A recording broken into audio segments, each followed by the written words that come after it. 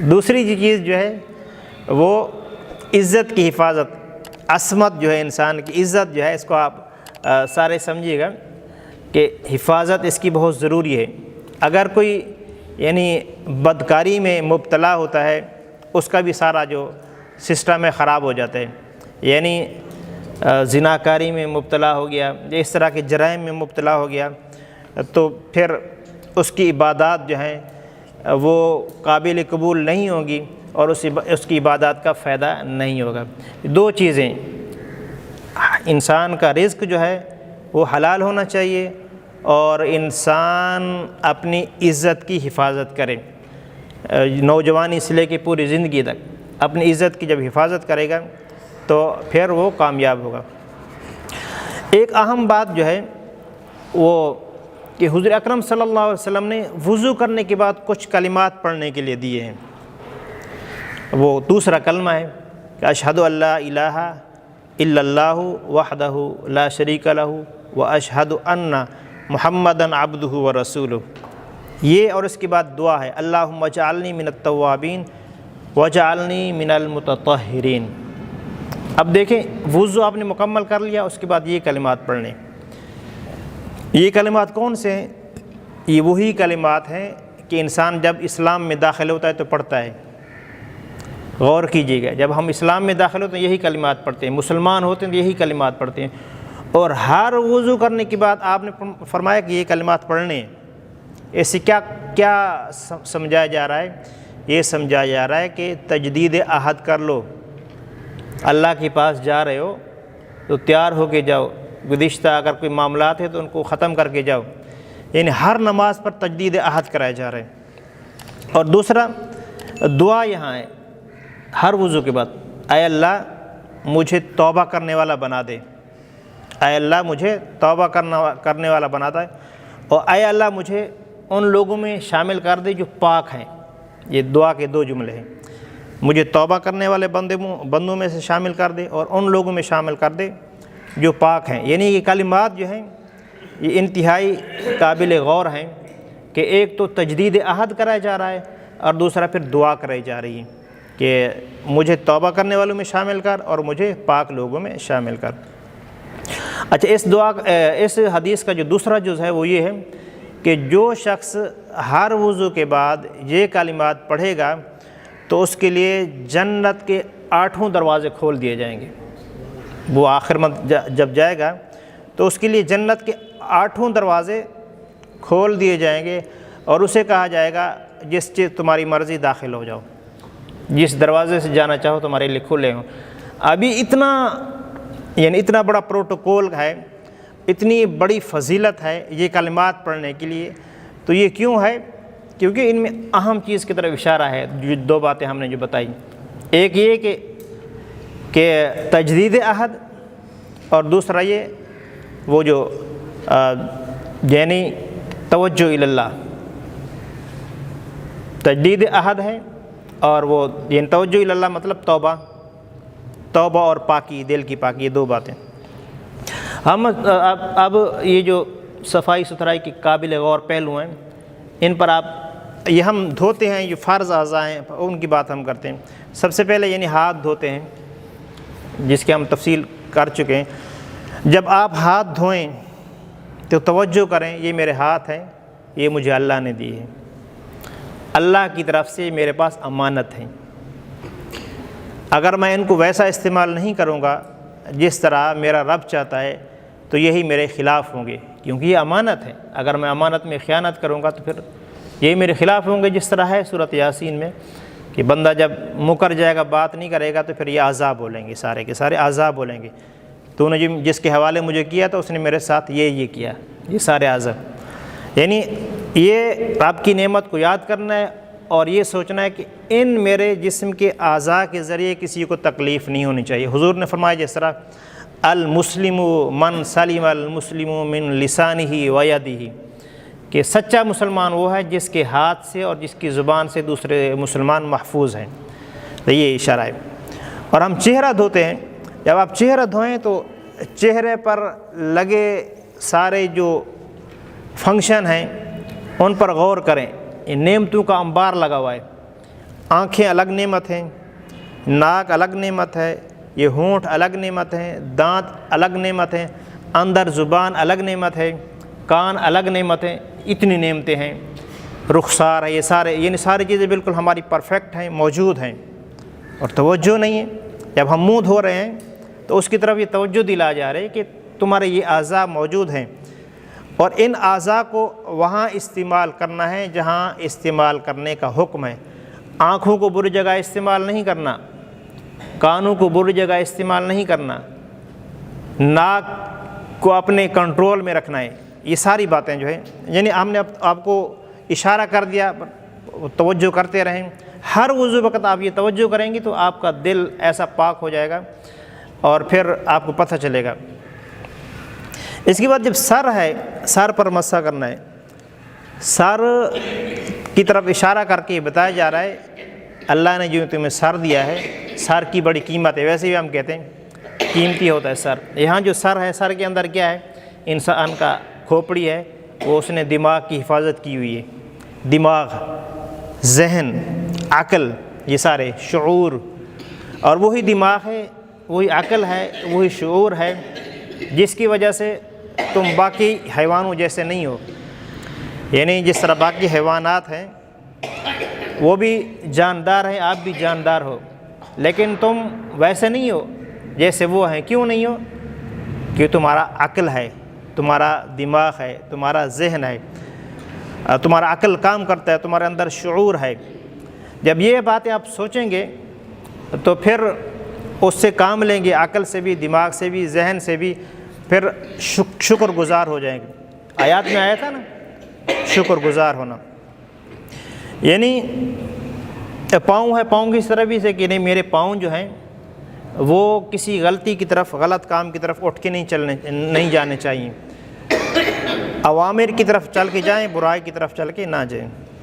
یعنی خلاصہ یہ ہے کہ اللہ رب العزت جب مومن پر اپنی نعمتیں تمام کرنا چاہتا ہے، آیات میں جو ہے وَلِيُتِمُّ نِعْمَتَهُ عَلَيْكُمْ، کہ ہم تم پر یہ کرا کے نعمت تمام کرنا چاہتے ہیں۔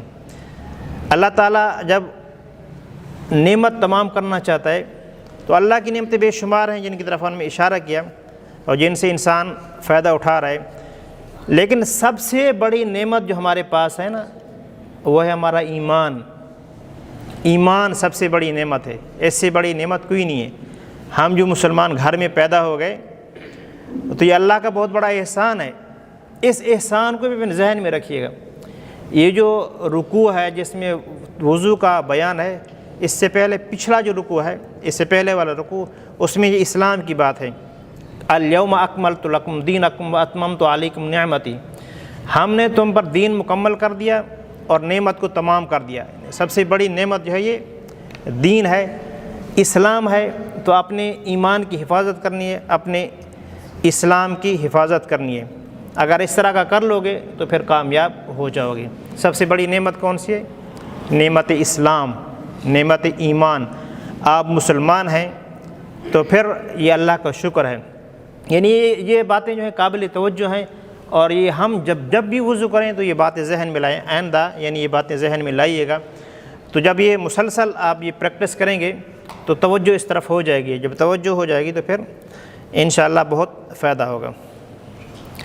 اچھا، آخر میں ہم خواتین کے حوالے سے چند باتیں ذکر کریں گے، کیونکہ کوئی بھی بندہ ہے اس کا خواتین کے ساتھ تعلق ہے، کسی کے ماں ہے، کسی کی بہن ہے، کسی کی بیوی ہے، سب کا تعلق ہے، اور بہت دفعہ بنیادی باتیں معلوم نہیں ہوتی جس کی وجہ سے مسائل ہو جاتے ہیں۔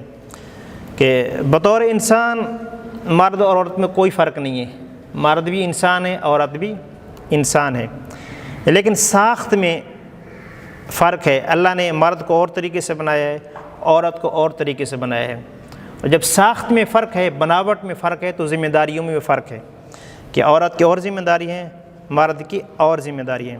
قرآن پاک نے فرمایا وَلَا تَتَمَنَّوْا مَا فَضَّلَ اللَّهُ بِهِ بَعْضَكُمْ عَلَى بَعْضٍ۔ ایک خاتون نے سوال کیا تھا سیدہ سلمہ نے کہ عورتیں جہاد پر جاتی ہیں، مرد جہاد پر جاتے ہیں، عورتیں گھر میں رہتی ہیں، وہ تو بڑے ثواب کما رہے ہیں، تو وہ تفصیل کی طرف نہیں جا رہے، وہ جو آیات اتری تھی اور اس میں اس کا ایک جز یہ تھا، سورۃ نساء کا ہے کہ وَلَا تَتَمَنَّوْا مَا فَضَّلَ اللَّهُ بِبَعْضِكُمْ عَلَىٰ بَعْضٍ، اللہ نے تم میں سے بعض کو جو بعض فضیلتیں دی ہیں ان کی تمنا نہ کرو۔ بعض فضیلتیں عورت کو دی ہیں وہ مرد کو ہو ہی نہیں سکتی، مطلب کوئی مرد چاہے کہ میں ماں بن جاؤں تو نہیں بن سکتا۔ ماں کی کتنی بڑی فضیلت ہے، حدیثیں بھری ہوئی ہیں ماں کے فضائل سے، لیکن وہ ماں کے ساتھ خاص ہیں، مرد وہ نہیں کر سکتا۔ اس طرح جو مرد کی ذمہ داری ہیں اس کے ساتھ خاص ہیں۔ اس لیے قرآن نے فرمایا کہ ایک دوسرے کو جو فضیلتیں ہم نے دی ہیں ان کی طرف تم توجہ نہ کرو، یعنی ہم نے سب کی الگ الگ خصوصیات رکھی ہیں، مرد کی الگ خصوصیات ہیں اور عورت کی الگ خصوصیات ہیں۔ جو اللہ نے جیسا بنایا ویسا تم نے تسلیم کر کے سر جھکا لینا ہے تو پھر کامیاب ہو جاؤ گے۔ اگر مرد عورتیں بننا چاہیں اور عورت مرد بننا چاہیں تو یہ فطرت کے خلاف بات ہوتی ہے، اور ہم نے ابتدا میں کہا تھا اسلام دین فطرت ہے۔ جب فطرت سے کوئی لڑتا ہے، فطرت سے جنگ کرتا ہے، ظاہراً تو بہت اچھا لگ رہا ہو اور لیکن آخر کار اس کا وبال آتا ہے اور اس کا نقصان اٹھانا ہوتا ہے۔ یعنی جدید مطلب مسائل جس طرح ہوتے ہیں، ٹرانسجنڈر والا مسئلہ ہے، یہ سارے مسائل جو ہیں مسلمان کے لیے کہ اللہ نے جیسا بنایا ہے اس کو اسی میں خوش رہنا چاہیے، وہ پھر وہ کامیاب ہوگا۔ عورتوں کے حوالے سے یہ اہم جو باتیں تین آتی ہیں، یعنی یہ طہارت کے حوالے سے یہ باتیں ہیں، طہارت پاکیزگی کے حوالے سے اور حوالے سے نہیں۔ ہم نے وہ تمہید تھوڑی سی آپ کو بتائی تاکہ وہ ذہن میں بیٹھ جائے کہ آج کل بہت مسائل ہیں اس حوالے سے، یعنی ایکوالٹی کے، برابری کے مسائل ہیں، تو برابر ہو ہی نہیں سکتے، کام ہی الگ ہیں، مرد عورت کے برابر نہیں ہو سکتا اور عورت مرد کے برابر نہیں ہو سکتا، ان کے کام ہی الگ ہیں۔ جب کام الگ ہیں تو پھر برابری والا یہ قصہ چھوڑنا یہ بس لوگوں کو بیوقوف بنانے والی بہرحال باتیں ہوتی ہیں۔ ٹائٹل بہت خوبصورت ہوتے ہیں، اندر گھنونے مسائل ہوتے ہیں، یہ ہمیشہ یاد رکھیے گا۔ بہت سارے خوبصورت ٹائٹل ہوتے ہیں، جس طرح امریکہ امن کی جنگ کر رہا ہے اور آپ کو پتہ ہے کیسے امن کی جنگ کر رہے ہیں۔ یہ تین چیزیں طہارت کے، حیض، نفاس اور استحاضہ۔ جو حیض ہے اس کا تعلق عورت کے ہر مہینے میں ہوتا ہے، یعنی اس کو ماہواری کہتے ہیں یا مینسز کہتے ہیں یا مخصوص ایام کہتے ہیں، جو بھی کہیں، یہ خون آتا ہے عورت کو ہر مہینے میں۔ اس کی کم از کم مدت جو 3 دن ہے اور زیادہ سے زیادہ مدت 10 دن ہے۔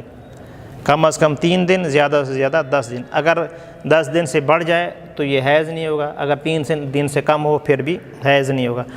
اور خواتین کی عادتیں مختلف ہوتی ہیں، مطلب کسی کی 3 دن ہوگی، کسی کی 4 دن، کسی کی 7 دن، کسی کی 6 دن، یعنی 10 کے اندر یہ عادات ہوں گی، اور وہ اپنی عادت کو فالو کرے گی جس طرح اس کی عادت ہوگی۔ اگر کسی کی عادت یعنی وہ 5 دن کی تھی اور اگلا مہینہ ہے 5 دن سے اوپر چلا گیا، اب 7 دن تک ختم ہو گیا، تو اس کا مطلب ہے اس کی عادت چینج ہو رہی ہے، عادت چینج ہو رہی ہے، تو 7 دن پر اس پر 7 دن تک اس پر جو حیض کے احکام وہ لاگو ہوں گے۔ اور اگر 5 دن عادت تھی اور وہ آگے چلی گئی، 10 دن کراس کر گئی، جب 10 دن کراس کر جائے تو پھر اس کے جو حیض کے ایام شمار ہوں گے وہ 5 دن ہوں گے جو اس کی عادت تھی۔ 10 دن اگر کراس کر جائے تو آگے والے جو ہوں گے ان کا الگ حکم بتاتے ہیں آپ کو۔ دوسرا نفاس ہے، یہ خواتین کو یعنی بچے کے جنم کے بعد جو خون آتا ہے اس کو کہتے ہیں۔ اس کی جو کم از کم لیمٹ ہے کچھ نہیں ہے، 1 دن بھی ختم ہو سکتا ہے اور 2 دن میں، 4 دن میں، لیکن زیادہ سے زیادہ اس کی مدت ہے وہ ہے 40 دن سے اگر زیادہ ہوگا تو پھر وہ نفاس نہیں ہوگا، اور کم از کم کچھ بھی 1 دن بھی ہو سکتا ہے، 4 دن میں بھی ہو سکتا ہے۔ یہ بہت غلط فہمی ہوتی ہے، یعنی خواتین 40 دن پورے کرتی ہیں، ان کا جو ایام ہوتے ہیں نفاس کے ختم ہو چکے ہوتے ہیں، لیکن وہ 40 دن پورے کرتی ہیں، تو یہ بہت غلط فہمی میں مبتلا ہے اکثر معاشرہ۔ اور تیسرا جو ہے استحاضہ ہے، یعنی اگر عورت کو خون آتا ہے، یہ وہ ایام مخصوص بھی نہیں ہیں اور بچے کی ولادت میں نہیں، اس سے ہٹ کر آتا ہے تو اس کو استحاضہ کہتے ہیں، یعنی بیماری ہے۔ جب بیماری ہے تو اس کا الگ حکم ہے۔ سب سے پہلا جو حیض ہے اور نفاس ہے ان دونوں کا حکم یہ ہے کہ عورت پر نماز معاف ہے، نماز معاف ہے، اور اگر رمضان آ جاتا ہے تو روزے نہیں رکھے گی، لیکن ان کی قضا کرے گی، بعد میں قضا کرے گی۔ ان دنوں میں روزے نہیں رکھے گی لیکن بعد میں قضا کرے گی۔ اور جو تیسری چیز ہے استحاضہ، اس میں کچھ معاف نہیں ہے، یہ بیماری ہے اور بیماری میں معافی نہیں ہوتی، لیکن عذر ہے، عذر کے لیے طریقہ کار الگ ہوتا ہے۔ یعنی اگر کسی خاتون کا مسلسل خون جاری رہتا ہے، اس کو وقفہ نہیں ملتا، تو یہ معذور ہے۔ تو معذور خاتون ہو یا کوئی شخص بھی ہو، یعنی اگر کوئی شخص ہے جس کو مسلسل پیشاب آتا رہتا ہے، یعنی اتنا ٹائم بھی نہیں گزرتا کہ وہ نماز پڑھ لے، تو وہ معذور ہے، یا خدا نخواستہ کسی کی ہوا خارج ہوتی رہتی ہے مسلسل، تو وہ معذور ہے۔ اس طرح کا کسی کا کوئی مسئلہ ہے تو وہ معذور ہے۔ تو جو معذور ہے، خواہ مرد ہو اس طرح کے حکم والا، یا یعنی عورت ہو اس طرح کے حکم والی، یا کوئی مرد ہو، تو اس کے لیے حکم یہ ہے کہ جب نماز کا وقت شروع ہو وضو کر لے، اور جو چاہے پڑھے، فرض پڑھے، نوافل پڑھے، جب تک نماز کا وقت رہے گا تو اس کا وضو برقرار رہے گا۔ جب نماز کا ٹائم ختم ہو جائے گا تو اس کا وضو ختم ہو جائے گا۔ وہ خون آ رہا ہے، اس کے باوجود اس کا وضو برقرار ہے۔ اچھا، یہ ہم نے آپ کو بتا دیا۔ اچھا، کوئی بات پوچھنی ہے اس میں سے؟ اچھا، ایک بات اور بھی ایک اہم ہے، جو طہارت حاصل کرنے کا طریقہ ہوتا ہے۔ یہ طہارت تعلق ناپاکی سے ہوتا ہے۔ ناپاکی دو طرح کی ہوتی ہے، ایک وہ جس کا جسم ہوتا ہے جو نظر آتی ہے، ایک وہ ہوتے ہے جو نظر نہیں آتی۔ جو نظر آتی ہے اس کے لیے حکم یہ ہے کہ جو نجاست ہو اس کو دور کرو کسی بھی طریقے سے، تو آپ پاک ہو جائیں گے۔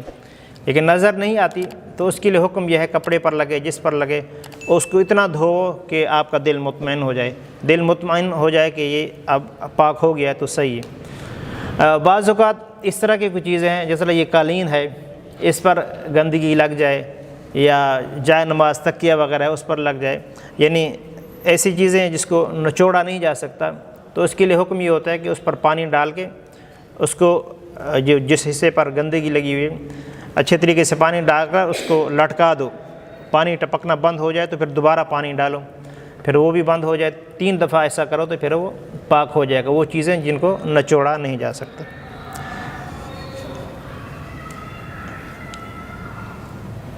لیکن خواتین وغیرہ، یعنی جو بچوں کو استنجا وغیرہ کراتی ہیں یا غسل خانے میں کپڑے دھوتی ہیں، تو ان سے یعنی ان کے کپڑے خراب نہیں ہوتے، لیکن اگر گندگی نہ لگے تو وہ اکثر اوقات وہ بچوں والی خواتین نماز نہیں پڑھتی، یہ کہتے ہیں ہمارا عذر ہے، تو یہ عذر نہیں ہے، یہ عذر نہیں ہے، اور حساب کتاب بہت مشکل ہے۔ اللہ رب العزت سمجھ نصیب فرمائے۔ کوئی بات پوچھنی ہے تو بتاؤ، دعا کر لیں۔ الحمدللہ رب العالمین والصلاة والسلام علی حبیبہ محمد وآلہ وصحبہ اجمعین۔ ربنا ظلمنا انفسنا وإن لم تغفر لنا وترحمنا لنكونن من الخاسرین۔ یا رب العالمین، تیرے بندے تیرے پیارے حبیب صلی اللہ علیہ وسلم کی شریعت کو سیکھنے کے لیے یہاں بیٹھے، ان کا بیٹھنا اور ان کے بیٹھنے کا ہر لمحہ اس کو ہمارے لیے نجات کا ذریعہ بنا، اور ہر لمحے کے بدلے اپنے فضل و کرم سے جزائے خیر نصیب فرما۔ یا رب العالمین، ہم سب کے لیے یہ چیزیں مفید اور ہماری عملی زندگی میں ان کو معاون بنا، اور ہمارے لیے ہمارے دلوں کو پاک کرنے والا بنا۔ ہماری یہ دعائیں التجائیں قبول و منظور فرما۔ وصلی اللہ تعالی علی خیر خلقہ سیدنا و مولانا محمد وآلہ وصحبہ اجمعین۔